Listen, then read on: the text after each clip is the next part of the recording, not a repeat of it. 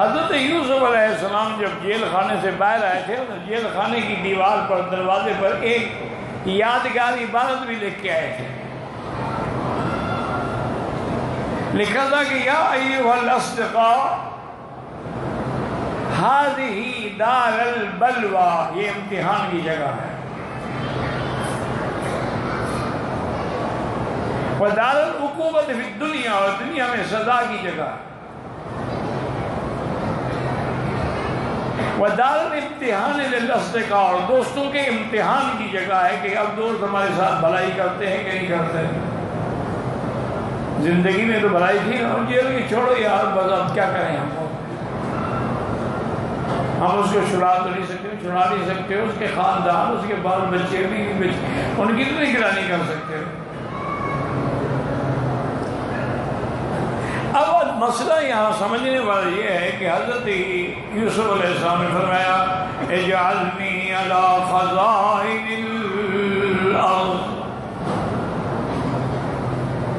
انی حفیظ علیم. حضرت یوسف علیہ السلام نے فرمایا کہ بادشاہ ایسا کرو کہ مجھے وزیر خزانہ بنا، یہ تمام امور معیشت جو ہے وہ میرے سپرد کر دو. الحمدللہ میں حفاظت کرنے والا بھی ہوں اور میں جانتا بھی ہوں کہ خرچ کیسے کرتا ہوں. اب یہاں ایک سوال پیدا ہوتا ہے کہ پیغمبر نے خود کیسے مانگا، حالانکہ عہدہ مانگنا تو شریعت میں منع ہے. جیسے کہ حضرت ابی موسیٰ اشعری رضی اللہ تعالیٰ عنہ دو صحابہ کے ساتھ حضور کی خدمت میں حاضر ہوئے اور عرض کیا کہ یا رسول اللہ صلی اللہ علیہ وسلم، ان دو آدمیوں کی خواہش ہے، تمنا ہے کہ ان کو کسی عہدے پہ لگایا جائے. آپ گھر میں ہرگز نہیں، کیونکہ یہ ہمارا قاعدہ ہے کہ جو آدمی من اراد الامرا، جو آدمی حکم چاہتا ہے وکل الیہ، اور جس کو بے مانگے ملتی ہے وہی نہ آگے اللہ کی طرف سے اس کی مدد ہوتی ہے. کیونکہ جو آدمی تمنا کرتے، دیکھا نہیں آپ نے کہ جو آج کل لوگ بڑے بڑے پیسے خرچ کر کے عہدے حاصل کرتے ہیں، پھر وہ کروڑوں کے بجائے اربوں کماتے ہیں. آپ نے ہمیں ابھی موسیٰ ان دونوں نے تمنا کی، ان کے لیے تو کوئی عہدہ نہیں ہے. تم نے چونکہ تمنا نہیں کی، تمہیں ہم یمن کا گورنر بناتے ہیں. تو معنی یہ ہے کہ اگر عہدہ مانگ کے لیا جائے وکل الیہ، وہ اس کے نفس کے سپرد ہو جاتا ہے، اور اگر بغیر مانگے کوئی چیز مل جائے تو اللہ مدد فرماتا ہے. لیکن یوسف علیہ السلام نے کیوں مانگا؟ اس کے بارے میں دو جواب دیے ہیں علماء کرام نے. ایک تو یہ ہے کہ یہ احکام ہماری شریعت میں ہیں، حضرت یوسف کی شریعت میں نہیں تھے. دوسرا یہ ہے کہ ایک ہے تعریف اور ایک ہے تعارف. آپ نے تعریف نہیں کی، اپنی تعارف کا ہے. جیسے تم نوکری کرنے کے لیے سند میں جی میں نے ایم اے کیا ہے، میں نے بی اے کیا ہے، میں نے پی ایچ ڈی کیا ہے، سند پیش کرتے ہو، وہ تمہارا تعارف ہوتا ہے. تو حضرت یوسف نے بھی تعارفاً کہا، تعریف نہیں کی اپنی.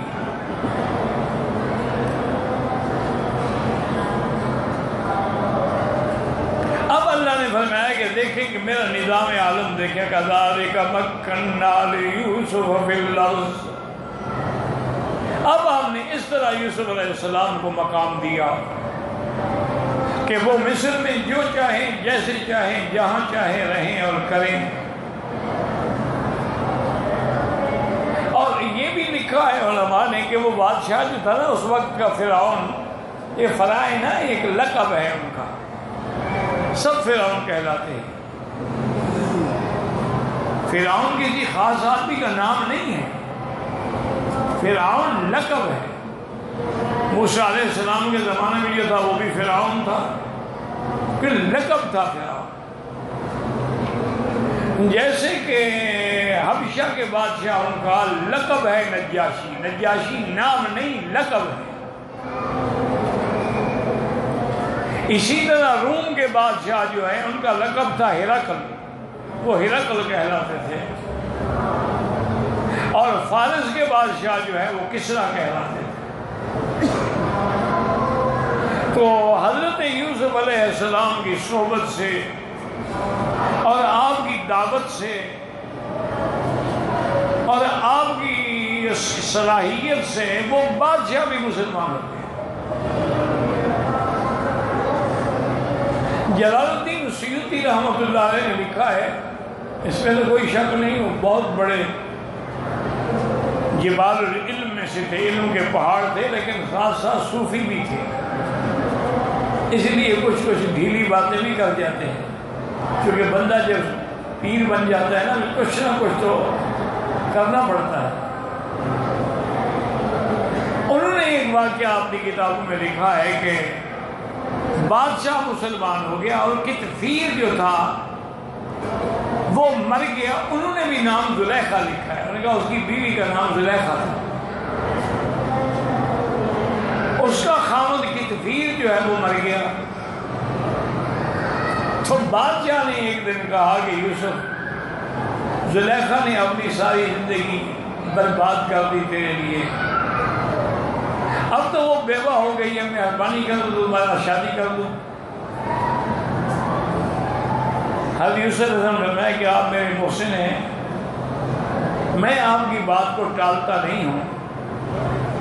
تو انہوں نے پھر حضرت یوسف کا نکاح بھی کر دیا زلیخا سے، اور مقام معجزہ تھا کہ زلیخا پھر جوان ہو گئی۔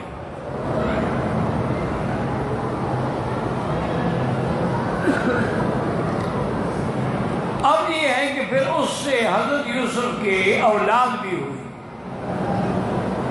ایک لڑکا ہوا افرایم اور ایک لڑکی ہوئی منشا، اور پھر یہی وہ لڑکی ہے جو حضرت ایوب کی بیوی بنی۔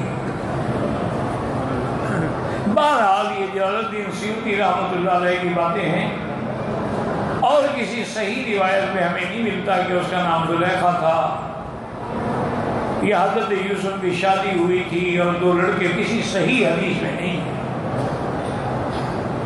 بلکہ لکھتے ہیں کہ اب جب شادی ہو گئی تو کبھی کبھی یوسف علیہ السلام رات کو بستر پہ انتظار کرتے رہتے اور زلیخا تاخیر کر دیتی نماز پڑھنے میں۔ انہوں نے کہا یہ کیا کرتی ہو تم؟ ہم نے کہا حضرت جب سے آپ نے اللہ سے لو لگا دی ہے تو اللہ کی محبت اتنا غالب آ گئی ہے کہ آپ کی محبت کا مجھے خیال ہی نہیں۔ وہ دور تھا جب مجھے صرف آپ سے محبت تھی، اب تو میرا تعلق اللہ سے جڑ گیا ہے، اور جن کا تعلق اللہ سے جڑ جاتا ہے والذین آمنوا اشد حبا للہ، وہ سب سے زیادہ محبت پھر اپنے اللہ سے کرتے ہیں۔ اب حضرت یوسف علیہ السلام نے بادشاہ کو سمجھایا کہ جب فصل ہوگی اس کو محفوظ کر لو، کیونکہ اس کے بعد قحط آئے، تو قحط کے زمانے میں اپنے ملک کے لیے بھی استعمال کریں اور باہر کے غریب جو آئے ان کو بھی دیں، اور اس کے بعد پھر اللہ تبارک و تعالیٰ 7 سال جو ہے ایسا سبزہ دیں گے، ایسی بارشیں دیں گے، ایسی رحمتیں فرمائیں گے کہ مصر سرسبز ہو جائے۔ ویسے مصر جو ہے نا، یاد رکھیں یہ ایک بہت بڑا زرعی ملک ہے، اور اس کے اندر جو نہر سوید ہے نا، اس کی بڑی برکات و ثمرات ہیں، بلکہ بعض علماء نے تو یہ بھی لکھا ہے کہ بعض روایات اسرائیلیہ سے یہ ملتا ہے کہ 4 نہریں ایسی ہیں جن کا اصل جو ہے وہ جنت سے ہے۔ اس میں ایک نہر سوید ہے، نہر فرات ہے، ایک نیل ہے، ایک نہر جیہون ہے، ایک نہر سیہون ہے۔ ان کا اصل جو ہے وہ جنت سے، یعنی اس میں اللہ نے جنت والے خصائص۔ تو سوید کے پانی سے جو کھیتیاں ہوتی تھی نا، آج بھی دنیا کے اندر ایجپشن کاٹن جو ہے، مصر کی کپاس جو ہے، وہ دنیا میں مشہور ہے، اس کا کوئی مقابلہ نہیں کر سکتا۔ تو حضرت یوسف علیہ السلام نے حسن تدبیر سے ایسا نظام چلایا کہ دنیا دنگ رہ گئی، اور تقریباً 2 سال کے بعد وہ بادشاہ بھی مر گیا، تو اب حضرت یوسف بھی بادشاہ بن گئے۔ اب اللہ تبارک و تعالیٰ نے قرآن مقدس میں یہی ارشاد فرمایا ہے کہ جب حضرت یوسف علیہ السلام بادشاہ بن گئے، اب اس کے بعد آپ کے بھائی جو تھے نا اسی دور میں وہ بھی کنعان سے، چونکہ حضرت یعقوب کنعان میں رہتے تھے اور یوسف علیہ السلام مصر میں رہتے تھے۔ قرآن فرماتے ہیں